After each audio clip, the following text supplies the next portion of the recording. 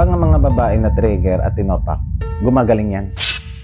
Kung ang mga katutubo magaling gumawa ng apoy sa pamamagitan ng pagkiskis ng dalawang bato, pues ibahin yung mga babae. Walang bato-bato, tangina bumubuga ng apoy. Kasi mga dragon, na walang iya kayo. Hindi naman kayo nag-aral ng psychology. Pero kung maka-reverse psychology kayo, wagas. Nainip ka. Nag-text ka sa kanya, hindi binasa. Ngayon, magbabayad siya. Yung iba sa inyo, nagiging investigadora. Takpo sa social media niya. Tingnan mo kung aktibo siya. Tang na ka, nag-post ka. May stories ka pa. Pues, magbabayad ka.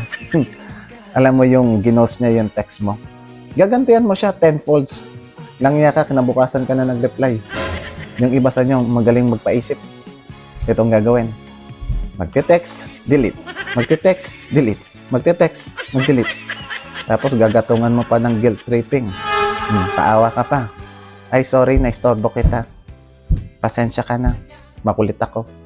Dinilit ko na lang kasi wala namang halaga sa'yo. Tsaka ka na pala mag-reply. Pagtapos ka nang kumausap sa iba. Nandyan naman yung kung mag-text sa'yo kahaba-haba. Akala mo sumulat ng libro. Lahat ng punctuation, kompleto. May caps lock pa. Alam mo yung beast mode. Pa-reply ka pa lang, nagte-text na kaagad sa'yo. Hindi naman din pahuhuli yung mga kuripot dyan.